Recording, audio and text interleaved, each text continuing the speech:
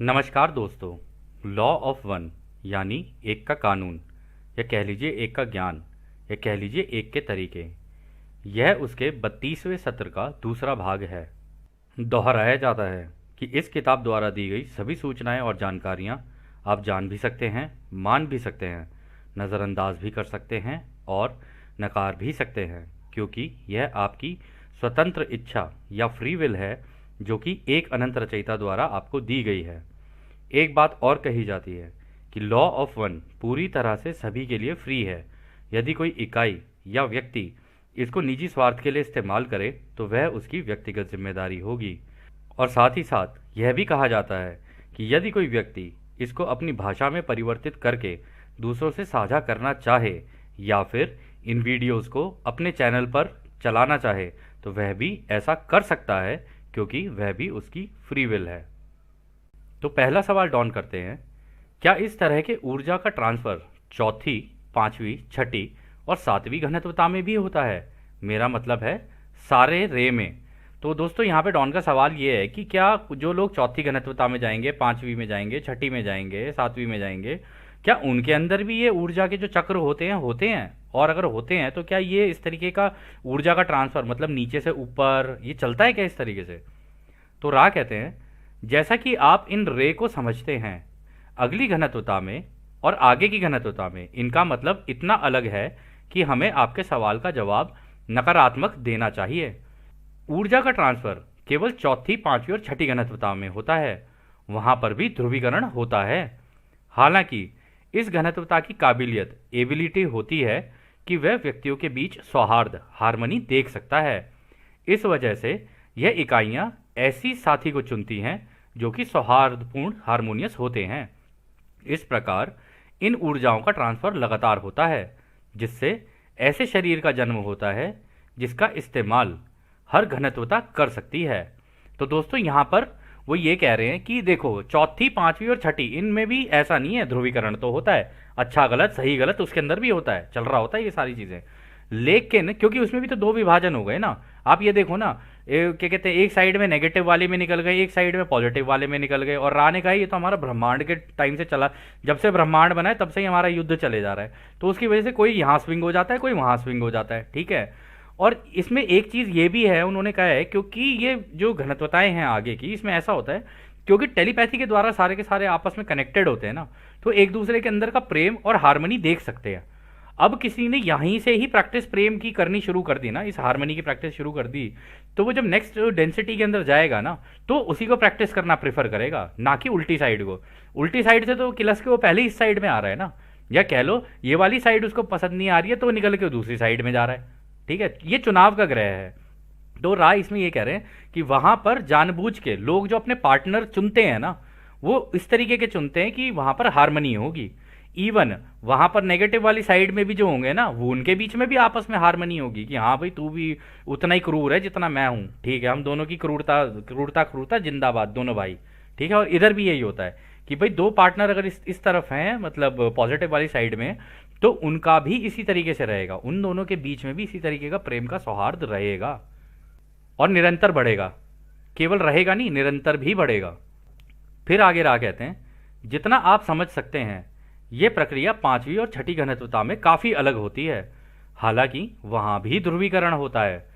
सातवीं घनत्वता में इस तरह के ऊर्जा के अदला बदली की जरूरत नहीं होती है, क्योंकि वहां शरीर को रिसाइकल करने की जरूरत नहीं होती है। तो वो ये कह रहे हैं कि देखो भाई, पांचवी और छठी घनत्वता में भी इस तरीके का हो सकता है कि जरूरत से ज्यादा प्रेम हो जाए तो इंसान यूं गया, अरे यार बस कर भाई, ज्यादा ही हो गया प्रेम, ठीक है, थोड़ा सा ब्रेक लगाओ इसके ऊपर, ठीक है। तो धीरे धीरे धीरे धीरे उसको बैलेंस करते हुए चलते हैं वहां पर भी, ठीक है ना। और वहां पे वो ये कह रहे हैं कि क्या कहते हैं, सातवीं घनत्वता एक ऐसी होती है वहां पे शरीर जो है उसको रिसाइकल करने की जरूरत नहीं होती, यही रोशनी के शरीर हैं, यही आगे निकल जाते हैं, ठीक है। तो इतना ज्यादा कुछ करने की जरूरत पड़ती नहीं है सातवीं घनत्वता में। तो खैर अगला सवाल डॉन करते हैं, हमारी पृथ्वी पर पहले भी चौथी, पांचवी और छठी घनत्वता के घुमक्कड़ आए हैं, यानी वॉन्डरर्स आए हैं। जैसे कि वह इस घनत्वता के शरीर में कुछ समय के लिए जन्म लेते हैं। अलग अलग रे को देखते हुए किस तरह की ध्रुवीयता उन्हें प्रभावित करती है, क्या आप हमें यह बता सकते हैं? तो डॉन यहाँ पर ये कह रहे हैं, जो वॉन्डरर्स यहाँ पे पैदा होते हैं ना, उनकी, क्योंकि वो है तो कंपन, उसी वाली कंपन से उठ के आए हैं, ठीक है, वो प्रेम और रोशनी वाली से। तो जब वो यहाँ पर आते हैं तो यहाँ के जिस तरीके के अनुभव होते हैं, तो उसके हिसाब से उनकी ध्रुवीयता, मतलब उनकी ये जो पोलैरिटी होती है, हो सकता है नेगेटिव की तरफ ही झुक जाए वो पूरे के पूरे, हो सकता है पूरे पॉजिटिव की साइड में झुक जाए, या हो सकता है कुछ बीच में झूल जाए। तो कह रहे उसका प्रभाव उनकी कैसे प्रभावित होती है, क्योंकि उनका तो पहले से इस तरीके का हुआ है ना झुकाव। तो रा कहते हैं चौथी घनत्वता के घुमक्कड़ ज्यादा नहीं होते हैं। वे उन इकाइयों को चुनना पसंद करते हैं जो प्यार से भरे हुए होते हैं या जिन्हें प्यार की जरूरत होती है, लेकिन कभी कभी उनसे गलतियां हो जाती हैं जब वो दूसरों में करुणा देखते हैं, परंतु बाद में उनका निर्णय गलत हो जाता है। तो दोस्तों हमने वही बात कही ना अभी जब पिछली बात हुई थी हमारी पिछले सत्र में, कि भाई ऐसा नहीं है कि प्यार के अंदर आप बिल्कुल बहते ही चले जाओ।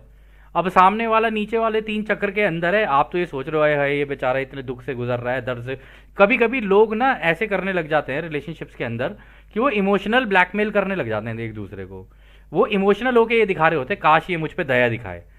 प्रेम का मतलब दया नहीं है, प्रेम अलग चीज है, दया अलग चीज है। दया से कभी आपको प्रेम नहीं मिल सकता, प्रेम तो प्रेम से ही मिलता है। प्रेम का कारण होगा अट्रैक्शन।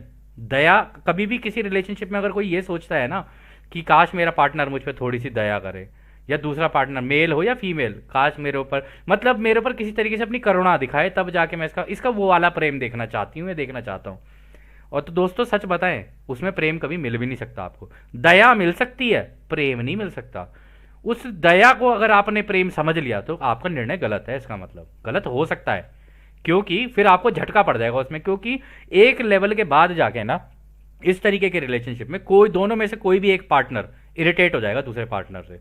100% वो इरिटेट हो जाएगा, कह रहा यार जब देखो ये रोता ही रहता है, यार जब देखो रोता ही रहता है, कुछ अच्छी बात कर ले, कुछ और भी बातें चल रही हैं दुनिया में, कुछ तो अच्छा बोल ले, 24 घंटे ही रोए जा रहा। फिर वो इरिटेट होके ना उस पार्टनर को छोड़ देता है। और फिर जब वो ब्रेकअप होता है ना, फिर उसके बाद वो जो पार्टनर होता है ना, फिर वो बैठ के वही जैसे हमने बताया, तकिए बिल्डिंग से कूद जाऊंगी, हाथ काट लूंगी, दैया मार गया मुझे, हाय हाय ऐसा कठोर दिल, और ये दिल वो दिल, ऐसी इस तरीके की फिर बातें शुरू हो जाती हैं।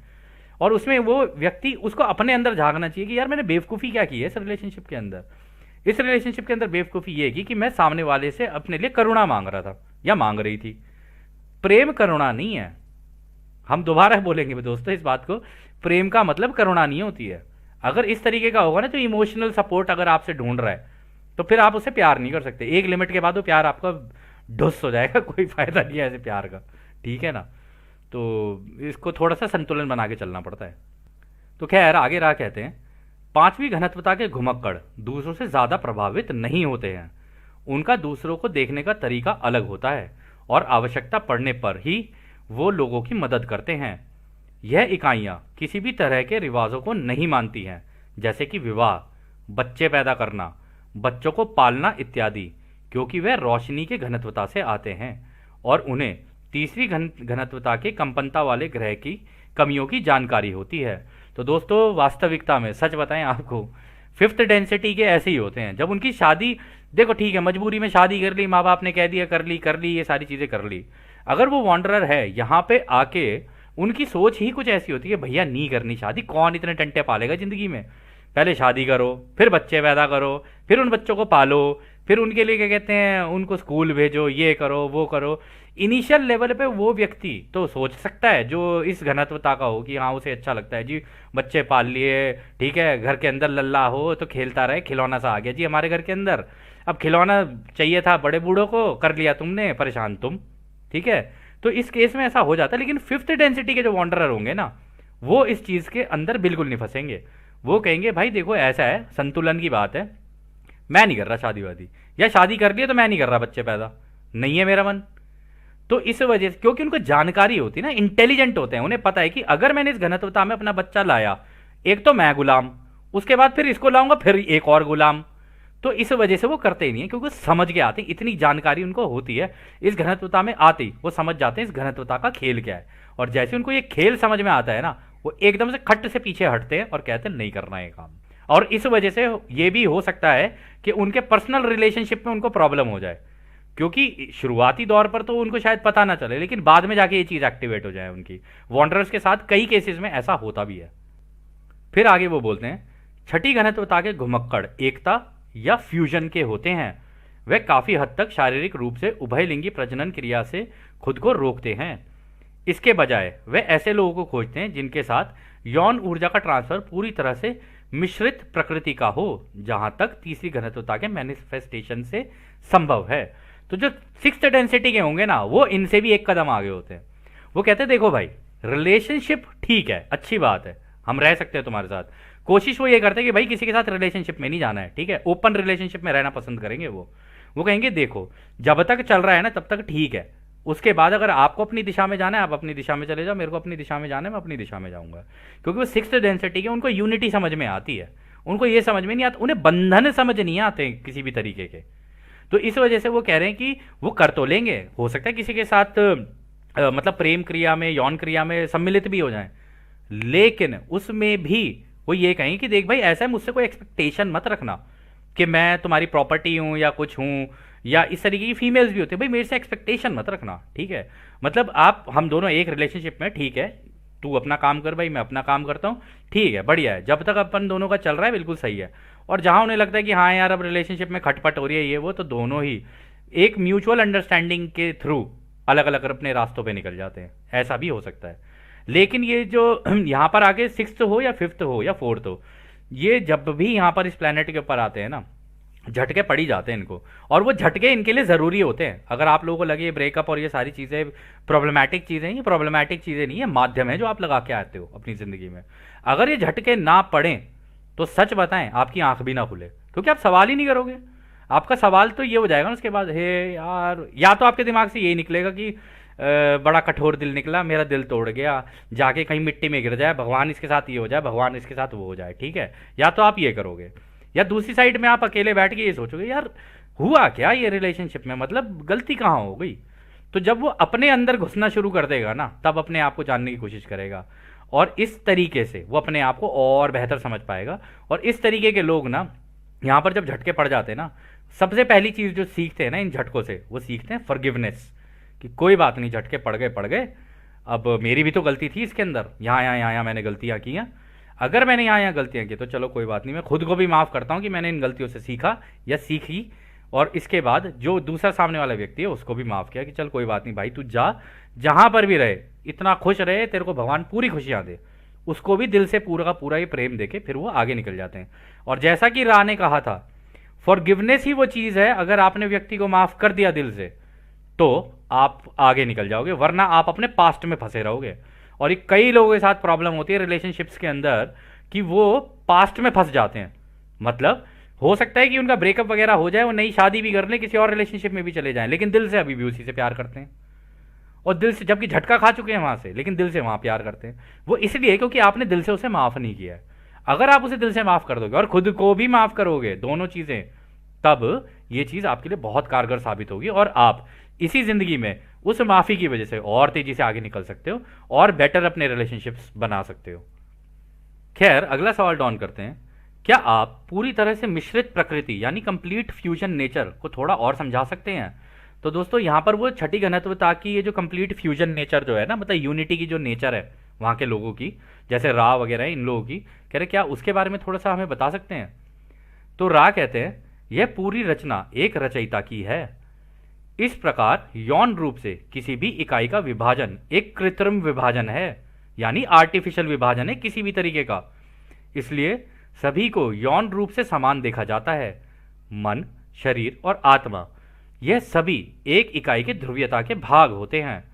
इस कारण यौन मिश्रण, फ्यूजन देखा जाता है, जिसमें प्रेम क्रिया भी हो सकती है और नहीं भी हो सकती है, जिसमें मन, शरीर और आत्मा का पूर्ण मिलन हो जाता है, जो कि लगातार होने वाले आनंद की तरह महसूस होता है। हम यह कह सकते हैं कि उन्हें दूसरों से मिलकर ही आनंद और खुशी मिल जाती है। दोस्तों बहुत सुंदर बात की है यहाँ पे राने का है, ये जो छठी घनत्वता वाले होते हैं ना, ये ज़रूरी नहीं है किसी के साथ रिलेशनशिप में जाएं। ये ऐसे होते हैं कि अगर दूसरों से मिल भी लिए ना, उनको जो मिलने का आनंद होता है ना, उसी से खुश हो जाते हैं। वो ऐसे भी होते हैं, ठीक है, क्योंकि जितनी इवन सिक्स्थ डेंसिटी में भी अलग अलग ऑक्टेव है, उसके अंदर भी जितना ऊपर से आता जाएगा ना यहाँ पर इस प्लेनेट पे, मतलब मदद करने के लिए या इन तरीके के कामों पे, तो वो इस तरीके से यहाँ पर आके ना, होता ही उनका बिहेवियर ऐसा है कि वो दूसरों से केवल मिल भी लें खुद भी खुश हो जाते हैं और दूसरों को भी खुश कर देते हैं। सामने वाले के दिल में भी खुशी और एक सेटिस्फैक्शन रहेगी, और खुद के दिल में भी एक खुशी और एक सेटिस्फैक्शन रहती है उनके। ठीक है। और यहाँ पर उन्होंने ये भी बड़ी इंपॉर्टेंट चीज़ कही है कि क्योंकि रचयिता ने सब कुछ एक बनाया है, तो किसी भी तरीके का विभाजन ना अपने आप में एक आर्टिफिशियल विभाजन है।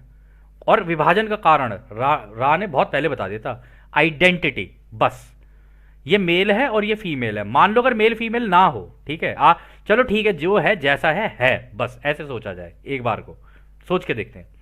या इसका नाम ये है, इसका नाम ये है, सभी का नाम हटाओ, सबका नाम पृथ्वी रख दो, खत्म कहानी। ठीक है, ये होगा दूसरा स्टेप। समय नाम की कोई चीज नहीं है, हटा दो, तीसरा स्टेप। ठीक है। इसके बाद आप ये देखो कि किसी भी तरीके की किसी भी धर्म से आपका कोई लेना देना नहीं, किसी भी जाति से आपका कोई लेना देना नहीं, किसी चीज से कोई लेना देना, क्योंकि आइडेंटिटी नहीं है ना। आइडेंटिटी नहीं है तो ये सारी चीजें नहीं है। ठीक। अब जब ये सारी चीजें कोलैप्स हो गई, मान लो ये सारी चीजें नहीं है आपकी उसमें, ठीक है, जिंदगी में, तो आप ये देखोगे कि इतने सारे बंधनों से मुक्त हो गए। तो जब आप इतने सारे बंधनों से मुक्त हो गए, तो उसके बाद जब आप अपनी जिंदगी को देखोगे ना, तो आपका नजरिया ही बदल जाएगा। आपको सब में कोई विभाजन नहीं नजर आएगा। आप बस एक ही चीज देखोगे सामने वाले के अंदर, ये मैं हूं जो कुछ और अनुभव ले रहा है, बस, या ले रही है, ऐसी नजर आएंगी। जानवर को देखोगे, कुत्ते को देखोगे, बिल्ली को देखोगे, तो आप कहोगे ये आगे चल के मैं बनूंगी या बनूंगा, बनेगा, और कल को ये भी मेरे जैसे अनुभव लेगा या मेरे से थोड़े से अलग अनुभव लेगा। तो इस तरीके से आप ना यूनिटी ढूंढने लग जाते हो हर चीज के अंदर। इसी को राह कहते हैं कि यूनिटी ढूंढना हर चीज के अंदर। एक बार अगर आपने वो यूनिटी ढूंढ ली, तो आपको उस आनंद की प्राप्ति हो जाएगी अपने आप ही। और वो उसके लिए मेडिटेशन का करना भी बहुत जरूरी है, क्योंकि वो एक सपोर्टिंग सिस्टम है। अगर वो नहीं किया तो फिर इसका, जो राह ने कहा था ना, नींव नहीं बन पाएगी। इसके लिए नींव बनानी पड़ती है उसकी। खैर, अगला सवाल डाउन करते हैं। यानी कि जो घुमक्कड़ ऊंची घनत्वता से तीसरी घनत्वता में आते हैं, उनका झुकाव अलग अलग होने के कारण उन्हें कई दिक्कतें आती होंगी। तो रा कहते हैं, छोटी घनत्वता की इकाई के तीसरी घनत्वता में जन्म लेने के कारण होने वाली दिक्कतों की प्रोबेबिलिटी और पॉसिबिलिटी काफी अधिक होती है। आप इसे इस प्रकार भी कह सकते हैं कि कोई दिक्कत हो यह जरूरी नहीं है। यह हर इकाई के अलग अलग झुकाव उनकी परिस्थिति और स्थान पर निर्भर करता है। तो दोस्तों, रा ने कह दिया ना कि जो फोर्थ डेंसिटी से आते हैं ना, उनको ज्यादा दिक्कत होती है यहाँ पे, क्योंकि वो तो होते ही प्रेम के हैं। वो तो पूरे झुकते चले जाते हैं प्रेम के अंदर, रुकते ही नहीं है, और इस वजह से उन्हें पड़ जाते हैं झटके यहाँ पर। ठीक है। और वो कह रहे कि उनके लिए प्रोबेबिलिटी पॉसिबिलिटी ज्यादा है कि उनको यहाँ पे आके दिक्कतें महसूस वो फेस करनी पड़े, या उनको झटके ज्यादा लगे। ठीक है। और उन्होंने ये भी कहा कि इनमें भी ऐसे होते हैं, उनके अलग अलग तरीके के झुकाव होते हैं। किसी का बिल्कुल ही प्रेम की तरफ झुकाव होगा, किसी का हो सकता है बिल्कुल ही नॉलेज की तरफ झुकाव हो, किसी का दूसरों की सेवा के प्रति का झुकाव हो, उसी में ही वो आनंद प्राप्त कर ले। तो कह रहे ये तो परिस्थितियों के ऊपर निर्भर करता है कि उसको किस तरीके की दिक्कतें आएंगी। कह रहे लेकिन जो नीचे की घनत्वता है, यानी चौथी घनत्वता से तीसरी में जो आते हैं ना, उनको ज्यादा दिक्कतों का सामना करना पड़ता है, उनके साथ ज्यादा दिक्कतें होती हैं। खैर, इसके बाद अगला सवाल डाउन करते हैं। क्या आप मुझे बता सकते हैं कि ये सारे अलग अलग रंग, मुझे यह सवाल पूछने में थोड़ी दिक्कत आ रही है, मेरे पास इसके लिए शब्द नहीं है। मैं यह पूछने की कोशिश कर रहा हूं कि यह जो रंगों की शुरुआत है, वे कैसे चेतना के अलग अलग स्तरों को दर्शाते हैं। मुझे नहीं पता इतना आपको समझाने के लिए ये काफ़ी है या नहीं है, मतलब मेरा सवाल आपको समझ में आया या नहीं है। तो रा कहते हैं, इतना हमें समझने के लिए काफ़ी है। जो आपने सोचा है यह बुद्धिमान लोगों को भी आसानी से समझ में आने वाला विषय नहीं है। इस कंपनता की प्रकृति ऐसी होती है कि यदि इसे गणित की भाषा में समझे तो यह सीधा या पतले सीढ़ी के जैसा है। इन सीढ़ियों की सीमा होती है। हर सीमा के अंदर कंपनता या रंग के अनंत ग्रेड होते हैं। हालांकि जैसे ही कोई इस सीमा तक पहुंचे, उसे इस सीमा को पार करने की कोशिश करनी चाहिए। यह रंग सामान्य रूप से आपकी घनत्वता में सीमा के विभाजन को बताने की कोशिश करती हैं। वहां समय स्थान की एनालॉजी भी है, जिसे एक बेहतर रंग के रूप में भी देखा जा सकता है। तो दोस्तों, यहां पर रा कह रहे हैं कि देखो, ये जो कलर्स है ना, इनको तुम ऐसे देख सकते हो जैसे एक सीढ़ी है। अब एक सीढ़ी को तो अगर तुम देखोगे, नीचे तुमने लगाया, उस सीढ़ी के नीचे जो बॉक्स सा नहीं बन जाता कि मतलब एक सीढ़ी का नीचे वाला पैर, फिर उसके ऊपर वाला पैर, फिर उसके ऊपर वाला पैर। कह रहे कि उनको बॉक्सेस की तरह देखो। सबसे नीचे वाले में लाल देखो, फिर उसके ऊपर वाले में तुम पीला देखो, सॉरी ऑरेंज देखो, फिर पीला देखो, फिर हरा देखो, फिर इंडिगो देखो, फिर इस तरीके से चलते जाओ, ब्लू देखो, इंडिगो देखो। तो वो कह रहे हैं लेकिन उनके अंदर भी ना अलग अलग स्तर है, अलग अलग स्तर कि भाई, और वो जो स्तर है ना वो दिक्कतों के स्तर है। जहां पर तुम्हें लिमिटेशंस दिखने लग जाए ना उन स्तरों के अंदर, मतलब तुम जो भी कार्य कर रहे हो अगर तुम्हें उसके अंदर लिमिटेशंस दिख रही है ना तो तुम्हें उन लिमिटेशंस को पार करना है। अगर तुम उन लिमिटेशंस को पार करते चले गए तो धीरे धीरे तुम देखोगे कि तुम्हारी प्रोग्रेस तेज होने लग जाएगी। और उनके अंदर भी अनंत ग्रेड हैं तो धीरे धीरे तुम्हारी ग्रेड भी बढ़नी शुरू हो जाएगी। कह रहे हम लोग इसको बिल्कुल एक सीढ़ी की तरह ही देखते हैं, राय यही कह रहे हैं। कह रहे लेकिन इस पूरी सीढ़ी का जो एक रंग है ना वो हमें दिख जाता है तुम्हारे क्राउन चक्र के अंदर। यही चीज राह इसको इस तरीके से ही देखते हैं कि ये इसी तरीके से काम करती होगी। तो खैर अगला सवाल डॉन करते हैं। धन्यवाद। क्या तीसरी घनत्वता में एक इकाई के लिए रंगों के पूरे बैंड में व्यापक रूप से भिन्न होना संभव है या व्यक्ति एक रंग पर बहुत अच्छी तरह से रहता है? बहुत अच्छा सवाल है। डॉन कह रहे हैं क्या ये पॉसिबल है कि कोई व्यक्ति हो सकता है थोड़ा रेड में चमक रहा हो, थोड़ा ऑरेंज में, थोड़ा येलो में, थोड़ा ग्रीन में, थोड़ा ब्लू में, थोड़ा इंडिगो में, या ऐसा है कि वो किसी एक के अंदर ही बहुत एकदम जबरदस्त तरीके से चमकेगा? तो रा कहते हैं कृपया स्पष्टता से पुनः दोहराएं, मतलब ये सवाल जरा दोबारा पूछना। तो डॉन कहते हैं मैं ग्रीन रे के बारे में पूछना चाह रहा हूं कि जब हम ग्रीन रे सक्रियता यानी एक्टिवेशन और ऊर्जा के ट्रांसफर के बारे में बात करते हैं तो क्या यह ग्रीन रे के लिए संभव है कि वह व्यक्ति जिसका मूल रूप से ग्रीन रे सक्रिय है वो दोनों तरफ के रे में ज्यादा या थोड़ी मात्रा में ऊर्जा की सक्रियता में बदलेगा? यानी क्या वो ऊपर नीचे होगा या वह मूल रूप से ग्रीन रे में ही रहेगा? बहुत अच्छा सवाल है।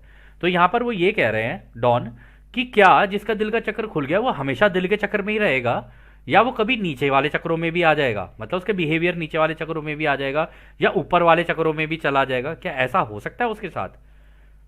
तो रा कहते हैं हम आपके सवाल में नयापन देख रहे हैं। यह अस्पष्ट था क्योंकि हमें लगा कि हमने इस बारे में बात कर लिया है। हमने जिस भाग के बारे में बात किया था वह यह है जिसका ग्रीन रे सक्रिय हो जाता है वह उन व्यक्तियों के प्रति ज्यादा संवेदनशील होते हैं जिनके ऑरेंज या येलो रे से अधिक सक्रिय होते हैं, क्योंकि येलो और ऑरेंज रे जिनके सक्रिय होते हैं उनमें नियंत्रण की भावना ज्यादा होती है। यह नियंत्रण की भावना ज्यादातर येलो रे में होती है लेकिन कभी कभी ऑरेंज रे में भी हो सकती है। नियंत्रण का डर, नियंत्रण की इच्छा, किसी के नियंत्रण में होने का डर और किसी के नियंत्रण के होने की इच्छा, इन सारे कारणों से ग्रीन ऊर्जा ट्रांसफर डीएक्टिवेट हो सकता है। तो दोस्तों रा ने बता दिया, देखो कितना क्लियर तरीके से कह रहे कि देखो अगर तुम्हारा ग्रीन रे एक्टिवेटेड है, तुम्हारा दिल का चक्र एक्टिवेटेड है और ये होने के बावजूद तुम हो सकता है कि ये जो रेड रे, ऑरेंज रे, येलो रे के टाइप के किसी व्यक्ति के साथ हो और उसके बावजूद तुम उसकी तरफ तुम्हारा किसी तरीके का झुकाव हो, ठीक है। अब उस केस में तुम्हारे साथ ये हो सकता है या तो तुम्हें ये डर रहेगा कि कहीं यार ये मेरे को कंट्रोल ना करे, ठीक है, या तुम्हारे अंदर ये होगा, मतलब उस व्यक्ति के अंदर तो ये होता ही है ना कि भाई नियंत्रण करे, दूसरों को नियंत्रण करे, सामने अपने पार्टनर को अपने कंट्रोल में रखे, इस तरीके का होता है उनका बिहेवियर। लेकिन जो जो डीएक्टिवेशन जो ग्रीन वाले का हो सकता है वो इस वजह से हो सकता है इन 4 कारणों की वजह से। पहला, या तो उसको ये डर हो अंदर कि कहीं मैं इसके साथ अगर गया या गई तो इसके कंट्रोल में ना आ जाऊं, ठीक है। दूसरा, या ये हो कि मुझे इसके कंट्रोल में जाना है, अपने दिल से इसकी होना चाहती हूँ, मतलब समर्पित करना चाहती हूँ। इस केस में भी हो सकता है वो डीएक्टिवेट हो जाए उसका, क्योंकि धीरे धीरे उसको लगे कि यार मैं तो दिल से करे जा रही हूँ, ये सामने वाला रिस्पॉन्ड ही नहीं कर रहा है। ये भी हो सकता है कि उसको बुरा लगने लगे और उसका दिल का चक्र डीएक्टिवेट हो जाए, ठीक है। और किसी के नियंत्रण में होने का डर, ये भी हो सकता है कि वो किसी के नियंत्रण में हो, जाते जाते भी उसका होने का डर हो कि मतलब जा तो रही है, वो उसको ये डर लग रहा है कि जाऊं ना जाऊं, जाऊं ना जाऊं, तो कन्फ्यूजन सी क्रिएट हो जाती है। और फिर उसके बाद किसी से नियंत्रण होने की इच्छा, यानी कि किसी के कंट्रोल में जाने की इच्छा भी हो सकती है किसी व्यक्ति के अंदर कि मुझे इसके कंट्रोल में चाहिए, मैं इसके साथ सेफ और सिक्योर फील महसूस करूंगा या महसूस करूंगी। तो उस केस में भी उसके चक्र जो है ना, दिल का चक्र, आगे जाके डीएक्टिवेट होने के चांसेस रहते हैं। आगे रहा कहते हैं नया मटेरियल यह है जैसे ही ग्रीन रे सक्रिय हो जाता है उस इकाई में यह क्षमता आ जाती है कि वह तुरंत ब्लू रे को सक्रिय कर सकता है, उसे बस थोड़े कोशिश करने की जरूरत होती है। इंडिगो रे काफी अनुशासन और अभ्यास के माध्यम से खोला जा सकता है, जिसका एक बड़ा भाग है खुद को स्वीकार करना, न केवल एक ध्रुवीकृत, पोलराइज्ड या संतुलित व्यक्ति के रूप में बल्कि एक रचयिता के रूप में भी, जैसे जिसके पास अनंत योग्यता है। तो इसमें यहां पर वो ये कह रहे हैं रा कि देखो, जिसका दिल का चक्र खुल गया है ना, उसको अपने गले के चक्र का इस्तेमाल करना शुरू कर देना चाहिए, यानी बात करनी चाहिए अपने पार्टनर से, ठीक है, दिल से। अगर उसको उसके लिए लव फील हो रहा है तो उसको बता दे, ठीक है। कई बार ऐसा होता है ना कि रिलेशनशिप्स में नए नए मोहब्बत में होते हैं, कहते हैं नहीं नहीं जी, पहले तुम, पहले तुम, पहले तुम, पहले तुम, यही चल रहा होता है कि ये बोलेगा, नहीं नहीं मैं नहीं बोलूंगी, नहीं नहीं नहीं नहीं वो बोलेगा, आई लव यू, देखते हैं कौन पहले बोलेगा। अरे इस चक्कर में बस छूट जाएगी, कोई और इसको ले जाएगा या तेरे को कोई और ले जाएगा। बोल बाल के खत्म करो, या तो होगा या नहीं होगा। कम से कम रिस्क लेना तो सीखो जिंदगी के अंदर। तो ये जो लव वाला जो होता है ना, इसको कर करा के खत्म करना चाहिए कि हाँ भाई ऐसा है, ठीक है। अब और बिना एक्सपेक्टेशन के भाई मिलेगा या नहीं मिलेगा कोई फर्क नहीं पड़ता, मुझे अच्छा लगा मैंने बोल दिया, लेकिन हमेशा इस चीज के लिए रेडी रहना चाहिए कि सामने वाला हो सकता है इसको ऐसे ना ले। अब इसका मतलब ये नहीं है कि दम बिल्कुल एकदम एकदम उजंड बन के सामने वाले के लिए मैंने तो बोल दिया तू भी हाँ कर, मैं मतलब मैं तुझे किसी और की, मतलब मैं किसी और का हो जाऊं, ऐसा हो नहीं सकता, और तुझे किसी और का होने नहीं दूंगा। मतलब ये तो पागलपन है यार। सामने वाला तुमसे प्यार करे ना करे यार, उसकी इच्छा है भाई, छोड़ दो ना उसकी इच्छा पर, ठीक है। और इसी वजह से वो कह रहे हैं, लेकिन जिनकी कुंडली नहीं एक्टिवेट हो गई वो रचयिता के साथ अपने आप को रखता है, फिर वो रचयिता के साथ उसका प्रेम होना शुरू हो जाता है, और उसका दूसरों के साथ भी इसी तरीके का प्रेम होता है कि वो सबको ही रचयिता समझता है, और उनको इज्जत और प्रेम और प्यार से बिल्कुल उसी तरीके से ट्रीट करता है। तो खैर दोस्तों, यह सत्र भी अब यहीं समाप्त होता है, और जैसा कि राह हमेशा कहते हैं, अब हम आपको उस एक अनंत रचयिता के प्रेम और रोशनी, उनकी शक्ति और उनकी शांति में छोड़कर चलते हैं। आदने हमारे दोस्तों, आदने वासु, धन्यवाद।